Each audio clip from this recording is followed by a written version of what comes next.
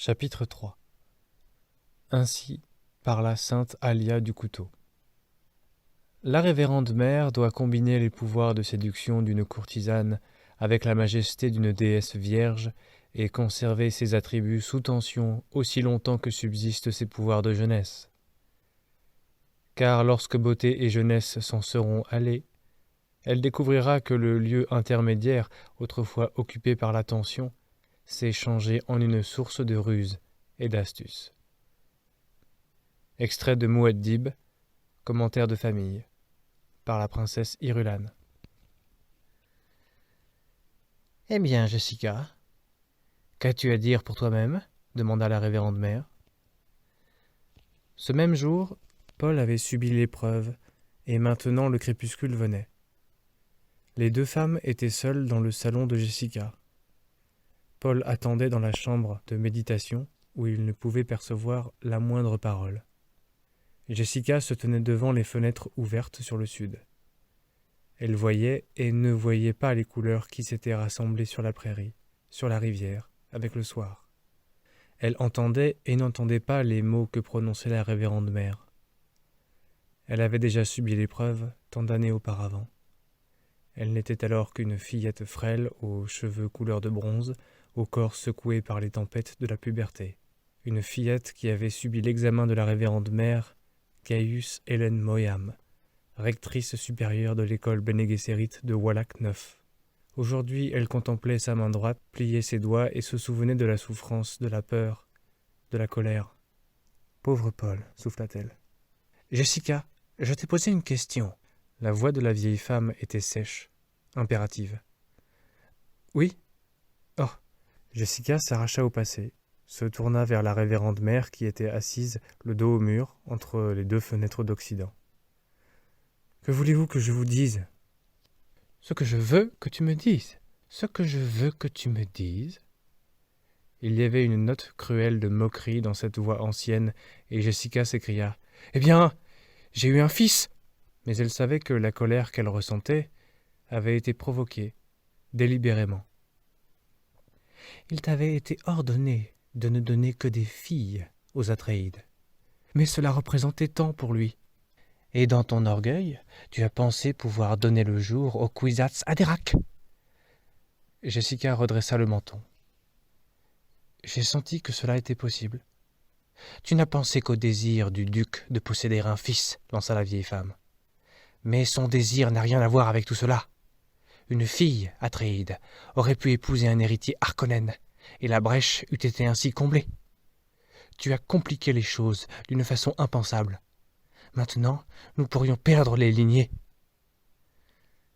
Vous n'êtes pas infaillible, » dit Jessica, et elle défiait le regard des yeux anciens. « Ce qui est fait, dit la révérende mère. « J'ai juré de ne jamais regretter ma décision, dit Jessica. « Comme c'est noble de ta part. Aucun regret, jamais. Nous verrons bien ce qu'il en sera lorsque tu fuiras avec ta tête mise à prix et que toutes les mains se lèveront sur toi et ton fils. » Jessica était devenue pâle. N'y a-t-il donc aucune alternative ? Une alternative ? Comment une Bene Gesserit peut-elle demander cela ? Je veux seulement savoir ce que vous avez pu lire dans l'avenir grâce à vos pouvoirs. Je lis dans l'avenir ce que j'ai lu dans le passé. Tu connais très bien nos problèmes, Jessica. La race sait qu'elle est mortelle et elle redoute la stagnation de son hérédité. Il coule dans son sang le besoin de mêler dans le désordre les lignées génétiques. L'impérium, la compagnie Chom et les grandes maisons ne sont que des débris d'épaves emportés par ce flot. « Le Chom » murmura Jessica. « Je suppose que d'ores et déjà il a été décidé de quelle façon elle partagera les restes d'Arrakis. »« Qu'est-ce que le Chom » demanda la vieille femme. « L'empereur et ses partisans contrôlent à présent 59,65% des votes du conseil de la compagnie. Il est certain qu'ils sentent les profits possibles, et comme d'autres les sentent aussi, leur puissance sur les votes s'en trouve renforcée. Ainsi se fait l'histoire, ma fille. » « Voilà exactement ce qu'il me faut en ce moment, » dit Jessica. « Un bon cours d'histoire. Ne sois pas sarcastique, ma fille. Tu sais aussi bien que moi quelles sont les forces qui nous environnent. Notre civilisation se repose sur 3 bases. La maison impériale, qui s'oppose aux grandes maisons du Landstrad, et, entre elles, la guilde et son satané monopole des transports interstellaires. En politique, le tripode est la plus instable de toutes les structures. Et je compte sans ce système commercial qui est demeuré au stade féodal, tournant le dos à toute science et qui complique toute chose. Des débris d'épaves emportés par le flot, comme le duc Leto, son fils, et la voix de Jessica était amère, et la révérende mère l'interrompit. « Oh, silence, ma fille! Tu savais très bien, en entrant dans ce jeu, sur quel fil tu allais danser. »« Je suis une Bene Gesserit. Je n'existe que pour servir. » C'est la vérité. Et tout ce que nous pouvons espérer, c'est empêcher que tout ceci ne provoque une conflagration générale afin de préserver ce qui peut l'être encore dans nos lignes de sang. Jessica ferma les yeux et elle sentit le picotement des larmes sous ses paupières. Elle lutta contre le tremblement intérieur qui la saisissait, contre les frissons de sa peau, un souffle rauque, un pouls qui s'affolait, la sueur sur ses paumes. Elle dit « Je paierai mes fautes. Ton fils paiera avec toi. Je le protégerai autant que je le pourrai. » Le protéger ? Mais si tu le protèges trop, Jessica, jamais il ne deviendra assez fort pour accomplir son destin. Jessica se détourna. Par-delà la fenêtre, elle contempla l'ombre qui se faisait plus dense. Est-elle vraiment aussi affreuse, cette planète Arrakis ? Affreuse, mais pas complètement, dit la révérende mère. La Missionaria Protectiva est passée par là et a quelque peu amélioré les choses. La révérende mère se leva et lissa un pli de sa robe. « Appelle le garçon. Je dois bientôt partir. »« Vraiment ?» La voix ancienne s'adoucit. « Jessica, ma fille, je souhaiterais être à ta place et assumer tes peines, mais chacun de nous doit suivre son propre chemin. »« Je sais. Tu m'es aussi chère que n'importe laquelle de mes filles, mais je ne puis laisser cela interférer avec le devoir. Je comprends, c'est nécessaire. Ce que tu as fait, Jessica, et pourquoi tu l'as fait, nous le comprenons toutes deux. Mais la bonté m'oblige à te dire qu'il y a peu de chances pour que l'enfant soit la totalité du Bene Gesserit. Il ne faut pas trop espérer. » Jessica chassa les larmes au coin de ses yeux. C'était un geste de colère. Elle dit « Vous me donnez l'impression d'être redevenue une petite fille, de réciter à nouveau ma première leçon. » Les mots franchissaient difficilement ses lèvres. « Les humains ne doivent point se soumettre aux animaux. » Elle eut un sanglot étouffé et acheva presque dans un murmure. « J'ai été si seule. » « Cela devrait faire partie des épreuves, dit la vieille femme. Les humains sont presque toujours seuls. Maintenant, appelle le garçon. Il a vécu une journée longue et effrayante, mais il a eu suffisamment de temps pour réfléchir et se souvenir, et je dois lui poser d'autres questions à propos de ses rêves. » Jessica hocha la tête et se dirigea vers la chambre des méditations. « Paul, entre s'il te plaît. » Il obéit, avec lenteur. Il regarda sa mère comme une étrangère. Puis, comme il posait les yeux sur la révérende mère, la méfiance ternit son regard, et il se contenta d'incliner le menton comme à l'adresse d'un égal. Derrière lui, il entendit sa mère refermer la porte. « Jeune homme, dit la révérende mère, revenons-en à ses rêves. »« Que voulez-vous savoir ? Rêves-tu chaque nuit ? Mes rêves ne valent pas toujours que l'on s'en souvienne. Je puis me rappeler chacun d'eux, mais seuls certains en valent la peine. »« Comment fais-tu la différence ? » ?»« Je le sais. » La vieille femme regarda Jessica, puis Paul, de nouveau.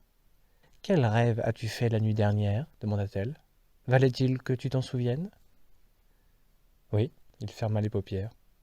« J'ai rêvé d'une caverne et d'eau.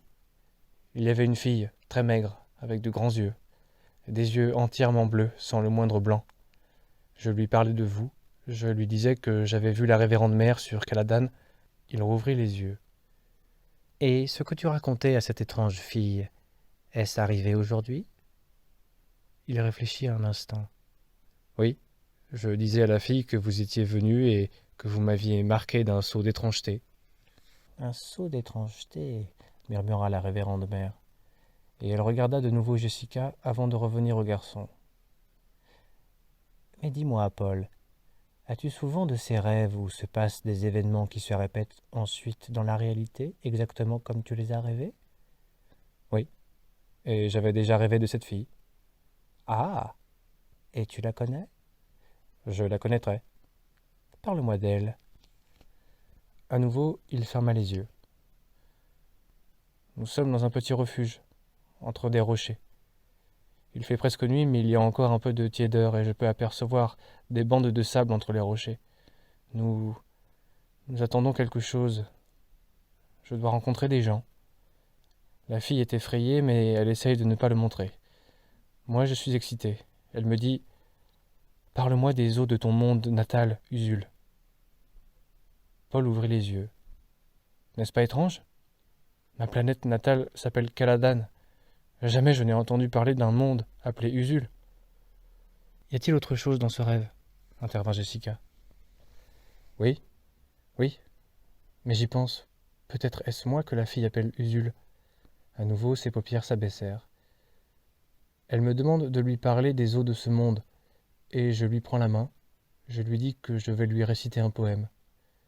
Je lui récite, mais en lui expliquant certains termes comme plage, ressac, algues, mouette. Quel est ce poème? Il regarda la révérende mère. L'une des ballades de Gurney Halleck pour les moments de tristesse. Derrière son fils, Jessica se mit à réciter. Je me souviens de la fumée de sel, d'un feu de plage, et des ombres sous les pins, dures, propres, solides.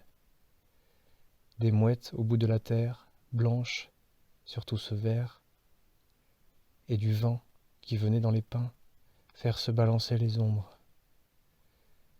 Des mouettes qui déployaient leurs ailes vers le ciel, et qui l'emplissaient de cris dans le bruit du vent qui soufflait sur la plage, et le ressac, et je vois notre feu qui a brûlé les algues. C'est celui-ci, dit Paul. La vieille femme le regarda et dit « Jeune homme, en tant que rectrice du Bene Gesserit, je recherche le Kwisatz Haderach, le mâle qui pourra devenir véritablement l'un d'entre nous. Votre mère voit en vous cette possibilité, mais elle voit avec les yeux d'une mère. Cette possibilité, je la vois, moi aussi, mais rien de plus. » Elle se tut, et Paul comprit qu'elle désirait qu'il parle. Alors il attendit. « Très bien, fit-elle, comme tu voudras.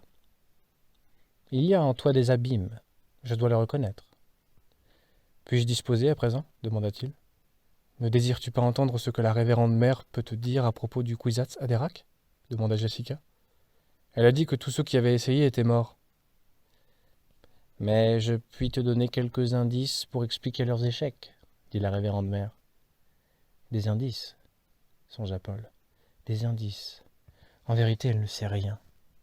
Donnez, dit-il. Et allez au diable, hein ? Elle grimaça un sourire et des rides s'entrecroisèrent sur son visage. Très bien, alors voici. Qui se soumet domine. Il éprouva de l'étonnement. Quoi ? Elle parlait de choses aussi élémentaires que l'attention dans la signification. Croyait-elle donc que sa mère ne lui avait rien appris ? Est-ce là un indice ? Demanda-t-il. Nous ne sommes pas ici pour jouer sur les mots ou ergoter sur leur sens, dit la révérende mère.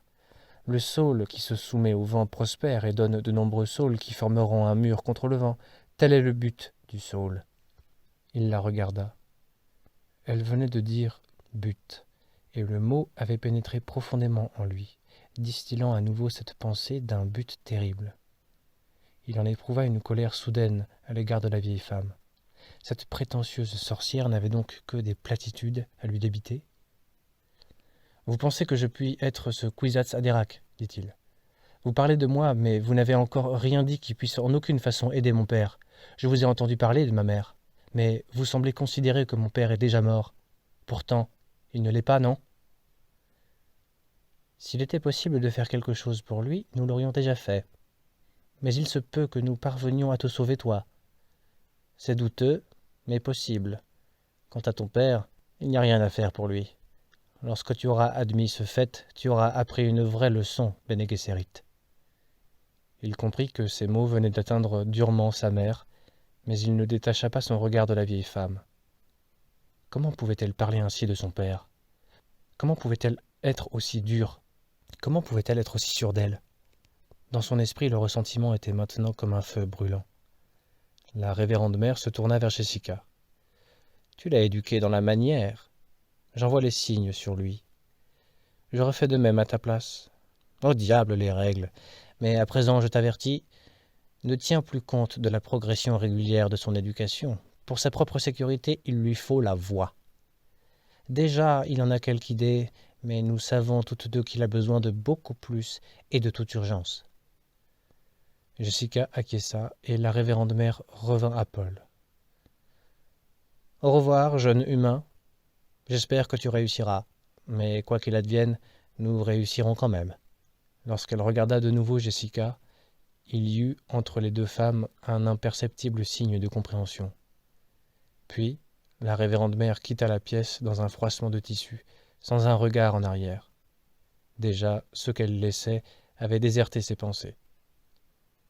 Pourtant, Jessica avait eu le temps de surprendre des larmes sur les joues anciennes, ridées, des larmes plus inquiétantes que tous les mots qui avaient été prononcés en ce jour, que tous les signes échangés.